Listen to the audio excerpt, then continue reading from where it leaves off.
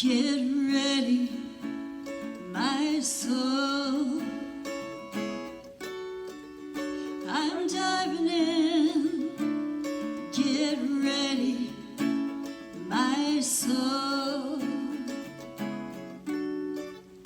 I'm diving in to the deepest kind of love, to the sweetest kind of life. Get ready, my soul.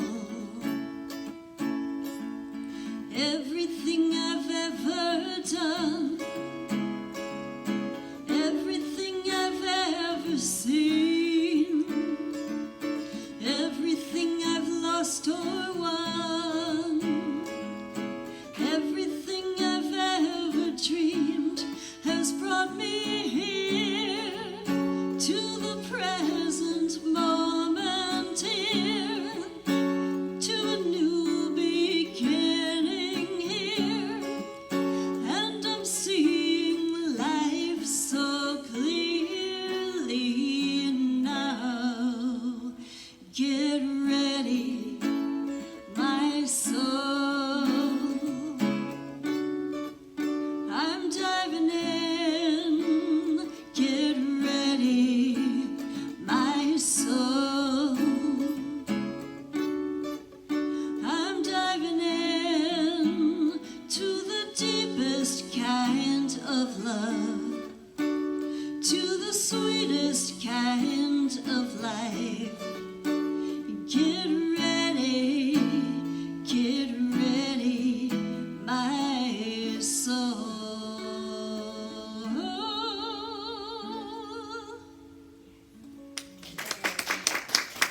India Taylor, beautiful. Thank you, Sondra. Yes, we do love you. I love all of y'all. I feel so special that I got to be here this Sunday, that you're here, and that I get to be here this last Sunday, that we're going to be here for a while. Who knew? I'll tell you, it is just a bit of a challenge, isn't it? That we get to make changes and that we get to be flexible. Have you ever enjoyed being so flexible? I've wanted to be more flexible at this age, and here I get the opportunity. So it is very good to see each and every one of you here. Thank you for coming. Thank you very much for coming. I just am so grateful. And I know you had a choice, and we always have a choice, and here our choice is to be right here and right now. So today I want to talk about deconstruction and reconstruction. I want to talk about tearing up the old to build something new. Someone said to me recently, I can't wait to get back to normal, the way things used to be. And I said, oh my gosh, I hope we don't go back to that. I hope we don't go back to that place where we're so greedy, where we're so cutthroat, where we're so, I want this and I want that, and trying to get more than the other person. I hope we don't go back to that. I hope we don't go back to where we're judging people because of the color of the skin or where they were born or how they talk or this or that. I hope we don't go back to that. So it's my prayer that when we go back, our new normal becomes one where we're respectful, where we love, where we can see people for being people. Not for the color of their skin, not for their race, not for their sexual orientation, not for all those different pieces that we have been judging people about. Does that really matter? Does that really matter? Can we be more loving? Can we have more tolerance? With faith, I believe that right now we are learning a lot. And we're learning a lot to be more tolerant. We're learning a lot from people who are different. Thank God. Thank God we're learning a lot. And I hope that we will be able to return and be respectful. Respectful of all, respectful. So when we want to change something, if we want to change something in a car, change something in a home, change something, we usually end up having to deconstruct first, right? Carol, you remember when we did that kitchen in there and we tore out all the old stuff and then brought in the new stuff? And I mean, we deconstructed the kitchen. It was a mess. It was noisy. It was dirty. It was dusty. None of us liked it. But we did it.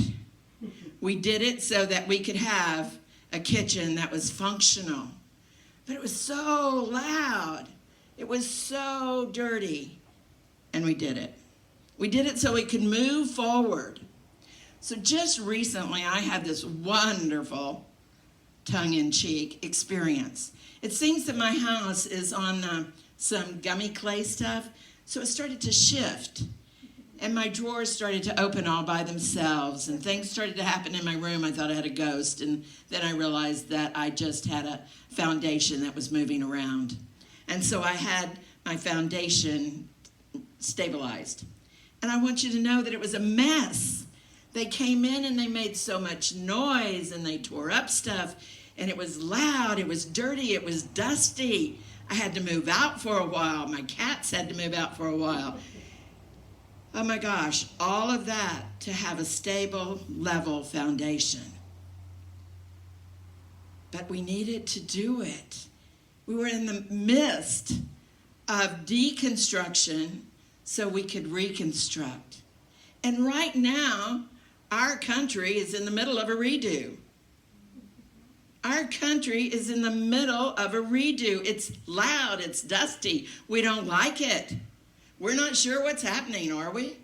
We're all kind of going, what is going on? Minute by minute, we ask the question. I mean, maybe somebody knows, but I certainly don't. Just tell you. So to correct the errors of illness, of fears, it's time for a redo. It's time to make some changes.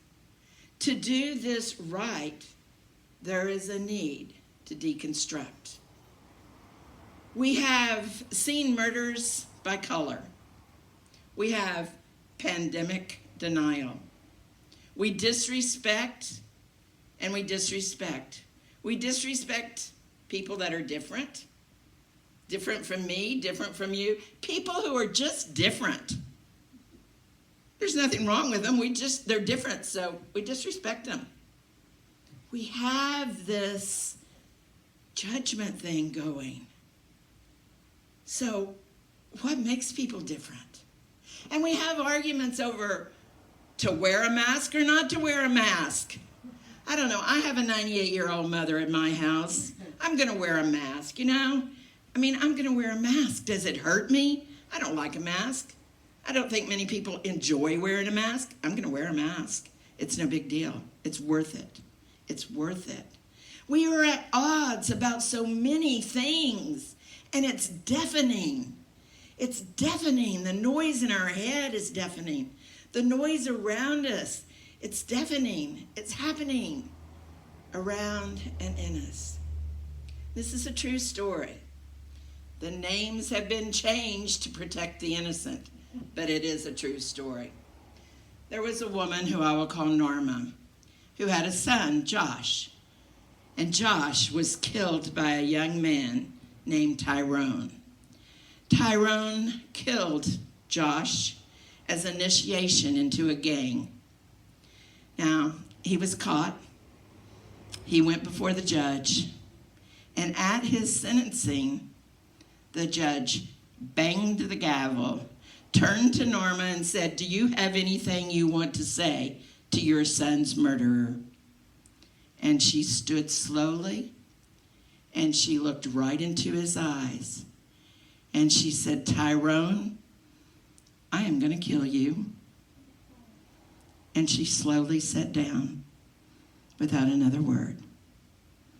Tyrone went off to juvenile detention. He'd been there about 3 months, and Norma showed up. And she had some money for him for cigarettes, and she had some baked goods. And she did this about every month, showing up with some money, some baked goods. She did this for a number of years. And now it's time for Tyrone to be dismissed, to be let go. And Norma looked at him and she said, "So Tyrone, what are you going to do when you get out? You have a job? What kind of work do you want to do?" Well, Tyrone just looks at her and goes, "I don't know."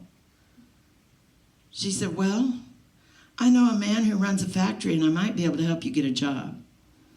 He goes, "Yes, ma'am, that would be nice." So she got him a job. Just about as he was going to leave, she said, "Tyrone, where are you going to live?" "I don't know." You can imagine the attitude and the way in which he said it. She said, "Well, Tyrone, I have a room. You can come and you can stay with me for a while. Just a short while, but you can come and stay." So he said, "Thank you." And he went and he stayed and he worked and he stayed and he worked.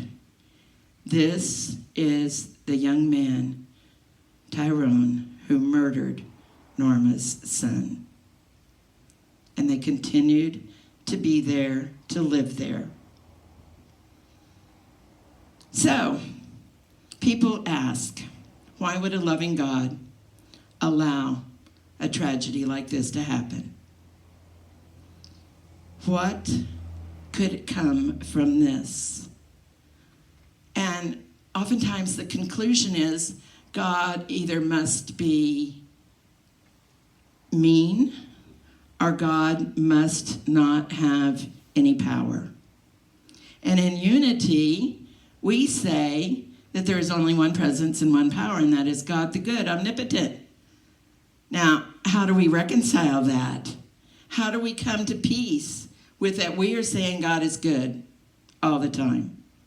And yet these things can happen. So it seems that unity would be vulnerable to the question of how can this happen? And yet really, if you look at the fact that we have principles that we live by, go by, and believe, you will see that we actually are quite firm in how God can handle this and how we can handle this. So I'm going to quick go over the 5 principles. The first one is that God is good, that he's absolute good everywhere present. 2, people are good. They have a spark of the divine within them. 3, thoughts create experiences. 4, prayer is connection, that it is through prayer that we connect with God. And 5 is action is needed to carry out our will of God, the will of God. So let's go back to number 3. Number 3 says that we create our experiences by the activity of our thinking. Now that's not saying that we make things happen. It's not saying that Norma's son, created this murder. It's saying that we create our experience, how we respond to this. So something happens to me and I don't like it. I can choose to stay in victim of I don't like it, or I can move to what can I do about this and how can I live peacefully? How can I live in a place that I am moving forward? So when I ask, why does God allow me to get sick? I'm really asking about the physical world of conditions. The world of conditions is real enough and is not an illusion. But when I ask, how can God transform this tragedy into good, I am then asking about the mental world of the experience. I'm asking about the mental world of the experience, how I'm looking at it, how I'm seeing it, what I'm doing with it. The world of our experience. This is what unity has much to say about. The world of experience is how we have learned to respond to the world of conditions. How do you respond when something happens that is not of your liking? According to this third principle in our world of experience, our response makes the condition. Whether it's heaven sent or hell bent, it is a result of the activity of our thinking, which means, in practical terms, we do not create the condition or the tragedy by the activity of our thinking. I'm going to say that again. We do not create the condition nor the tragedy by the activity of our thinking. We create the activity of our thinking, and it is the quality of our response to the conditions that make it so. We decide how we are going to respond to the circumstances that we have come upon. So, we say as Unity teachers, there is one power, one present, God the good, omnipotent. What does this mean in practical terms? That no condition, no tragedy, from the common cold to the unspeakable tragedies, is outside the realm of God. To be transformed is greater than good. When we align with God, our supply, and we apply our Christ-like nature, we move into the condition with results.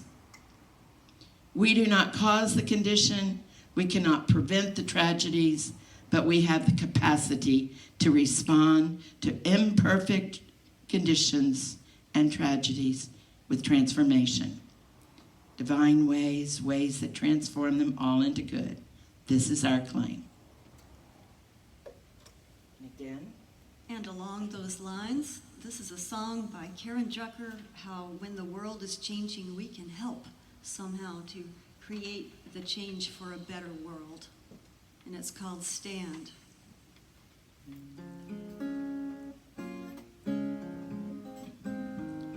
Let there be peace. I am a stand for peace. Let there be love. I am a stand for love. Let there be joy. I am a stand for joy. We are making a new world now. Come on, stand. Let there be peace. I am a stand for peace. Let there be love. I am a stand for love. Let there be joy. I am a stand for joy. We are making a new world now. So feel this. Feel it as she sings it. Let there be peace. I am a stand for peace. Let there be love. I am a stand for love. Let there be joy. I am a stand for joy. We are making a new world now.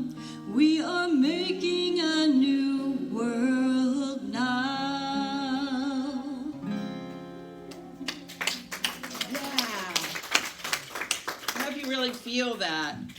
Feel as you stand that you do make a difference. So let's go back to Norma.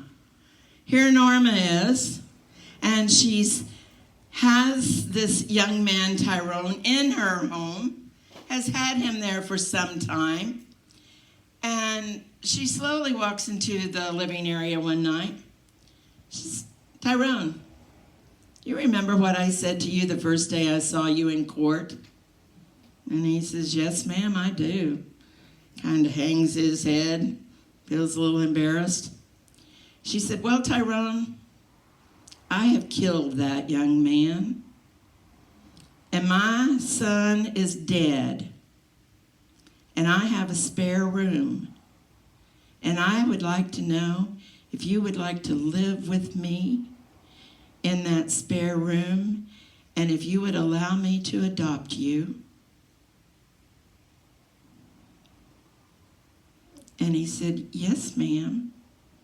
I've always wanted a mom. I've always wanted a family. That's something I've never had. I've never had that. So Norma gave Tyrone what he wanted. And he gave her something that she needed. You see, she had faith. She more than had faith, she did faith. She lived faith. She walked faith. And it's just like we with God. God is more than something out there, and we are something more than a piece of God. We must walk it. We must talk it. We must stand it. We must stand in this place of faith at this time that it might be more difficult than others. We must stand in God. We must stand in love. We must never give up. This teaching provides a belief in faith, an opportunity to see the faith, to feel it.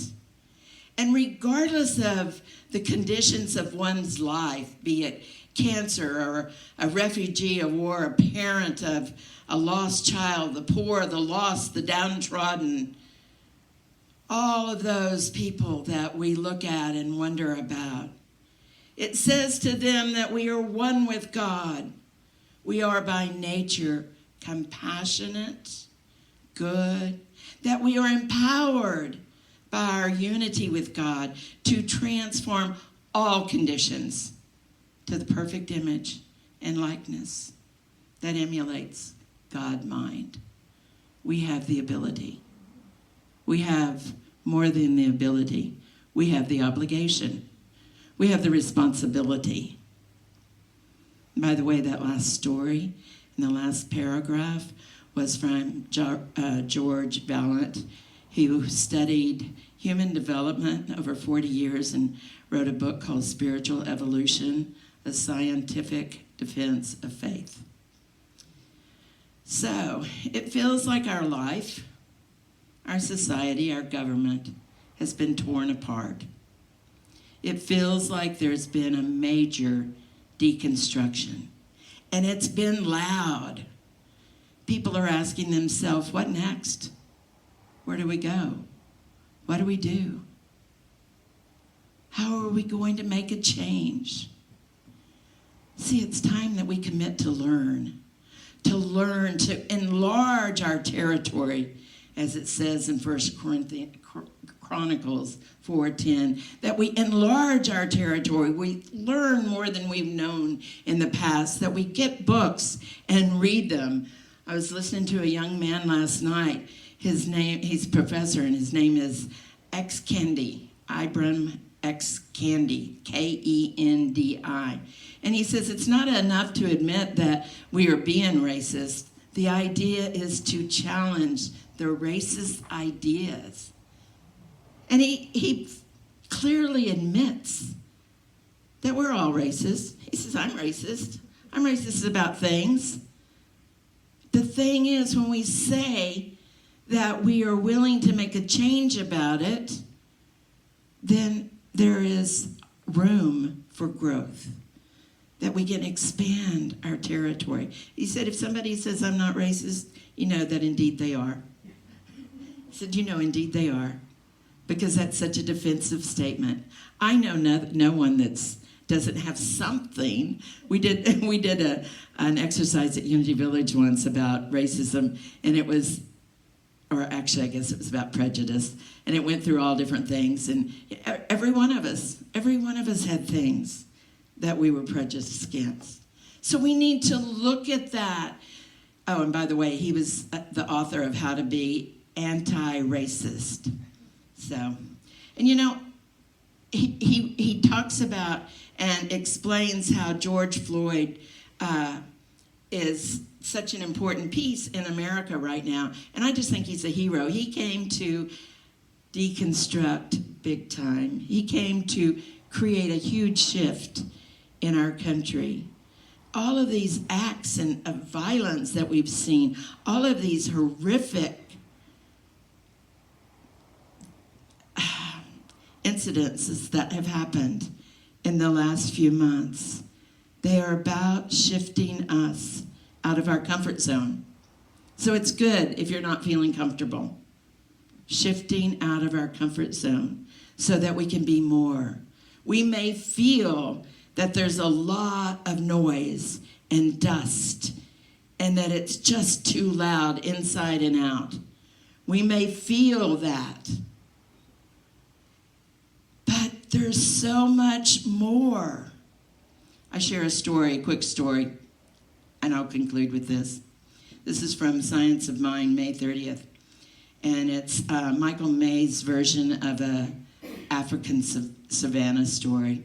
He talks about that the area is teeming with feeding herds of water buffalo, and that they eat their way across the plains, and that there are lions out there just waiting to take their supper and make the water buffalo their supper. And they have these old lions that are really too old to run fast enough to catch the water buffalo. Besides, they don't have very many teeth left. However, they can roar really loud. So what happens is they get real close in front of where the water buffalo are, and the fast younger lions get behind them. And so just as the water buffalo are coming on up, the old lions just roar their big roar. And those water buffalo turn and run from the fear of the lions, and they run right into the dinner plate of the young lions. So we must, when we hear the noise and feel the fear, be willing to stand, just as the song says, stand in love, stand in faith, and stand in truth, to be more than we've ever been before. Standing in faith, knowing that we are expressing God even in this moment. I trust that. I know that we are all here to remember and to hold that for each other. God bless you, and namaste.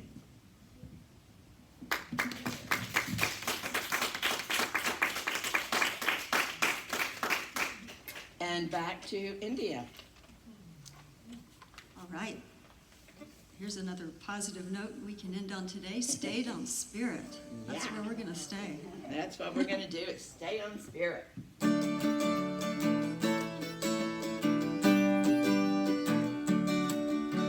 I woke up this morning with my mind stayed on spirit. I woke up this morning with my mind stayed on spirit. I woke up this morning with my mind stayed on spirit. Hallelujah, hallelujah, hallelujah.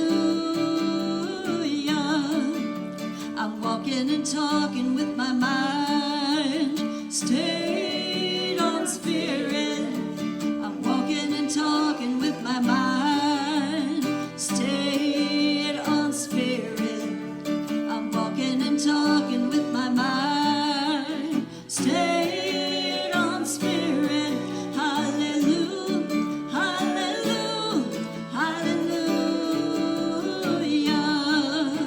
I'm singing and dancing with my mind stayed